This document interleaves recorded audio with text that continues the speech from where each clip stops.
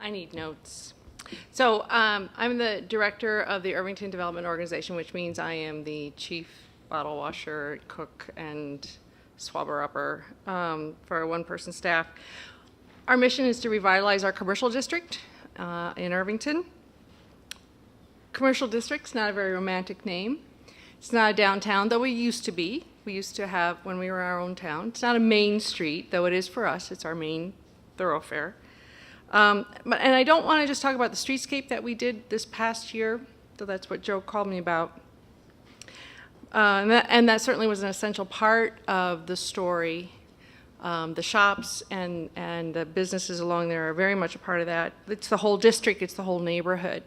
I was talking to my husband Don this morning about this evening, and he said, "Tell me what placemaking means." And I told him it's when you go somewhere and you know you're somewhere different. And he said, no, it was very early in the morning. Okay. He said, the Cairo airport with goats.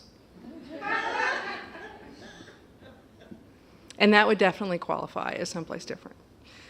A few years ago, we traveled to Egypt to visit my brother who was living there at the time. After a long 12-hour flight, we, tumble into this chaotic scene and these large families with huge bags and trunks, obviously intended for extended visits, gifts being exchanged both ways. And there are goats in the airport. We don't speak or read Arabic. We had no idea if they had been on that plane we were just on or if they were getting on another plane or whatever. But that definitely qualifies as you now know you're in someplace very different.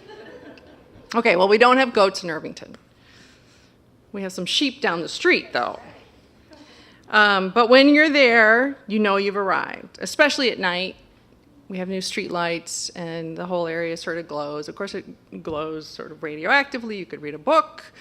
We have to tone those down a little bit, but and some of it is the planters and the trees and the many, many acres of new asphalt and concrete.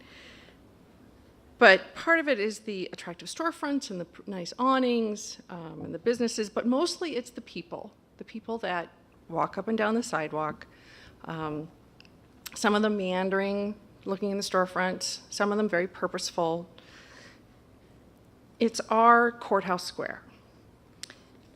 I was like 10 years ago, almost 10 years ago, the Irvington Development Organization, at this time, it was just a merry band of volunteers. They didn't have the great big staff of one. Applied for a federal transportation enhancement grant to do what they thought would jumpstart the commercial district. This would get it going. 8 years go by of raising the local match. Our little neighborhood raised $250,000, and half of that came from, $50 and $100 and small donations. The other half came from big foundations, whatever. And in the meantime, we partnered up with LISC, the Local Initiative Support Corporation, who let us use, paid for the great big staff, and facade grants. So we started attracting businesses and fixing up storefronts and making it look more like the downtown that it used to be. So it came to start construction. We didn't quite have enough money. And this might be our crisis. According to the guidelines, I'm supposed to talk about a crisis in the story. $1 million just doesn't get you as far as it used to. And so the city pitched in, KIB pitched in, donated all the plant material, and on planting day last November, we had 70 volunteers show up to put the trees and the perennials in. And so not only did the neighborhood come together with their treasure, they came together with their time. And so that became, this is ours. We own this streetscape. So backing up a little bit, when we came for the groundbreaking, a board member who had been one of the original board members left the board, got burned out, came back, got up to speak, and she wanted to talk about the original intent of this merry band of volunteers, that they thought this was something they could do to jumpstart their commercial district, make it look the way they wanted it to look. And she said, but it's already, now it looks like we wanted it to look. It already does before we've put one shovel in the ground. Through the attracting the businesses and cleaning up the storefronts and making, the nice little awnings and good signage and all that little incremental stuff. But all of that makes for the whole image, the whole perception of you're now somewhere. And she said, now the streetscape that we're going to put in, instead of being the launching pad, will be the jewel in the crown. So now that we have our streetscape in, and looking forward to its little, now that snow is gone, things will start blooming again. Looking forward to the flowers and the trees budding. So some cynics have asked about what we do. You say, why do you care about the businesses? Why, shouldn't the marketplace take care of itself? Isn't that what it's for? Aren't we a capitalist society? It's not for them, it's for me. I live in the neighborhood, and I want to live someplace that has a heart. And our little downtown is the core of our community. It's our meeting place, it's our public square. It is where we rub shoulders with all manner of people.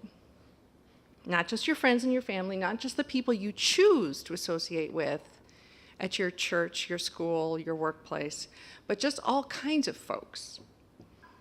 Everyone has the right to be there. We all own it. It's public property, public domain. As the Empress of Main Street would say, Judy O'Bannon, downtowns are the modern equivalent of the women at the well. Though we are all going to the well for some very practical, prosaic reason to get water or commerce. While we're there, we exchange the news of the day. Who had a baby? Whose parents were sick? Who's moving in? Who's moving out? Who got a job? Who didn't get the job? It's the pulse of the community. We check the health of the neighborhood. Irvington doesn't want to be Disneyland, even though I hear they have a Main Street. We don't want to be some vanilla strip mall. Okay, we're pretty vanilla, but we have a good dose of nutmeg and ginger. And in October, we have a certain amount of hemlock and witchbane and eye of newt. We have a big Halloween festival. It's where we have our festivals, it's where we go for our entertainment. We have, in early December, the Holiday Merchant Open House. And several years ago, Don and I were there. Lovely, crisp evening. We might have had a little, fluttering of snow, but just enough, it was good for walking around. Running into friends, browsing in the shops, seeing neighbors, waving to neighbors' kids on the carriages, and hearing carolers in the distance. I don't want them to get too close. Distance good. We could barely get through our meal because of all the people stopping by to chat. And I had something of an epiphany, which was very appropriate for the season. I'm home. I belong here. We'd only lived there for a very short amount of time, and we bought the house because it was a really cute house and it was affordable. What I didn't know is that we'd get a community in the bargain. I'd found what I didn't know I was looking for.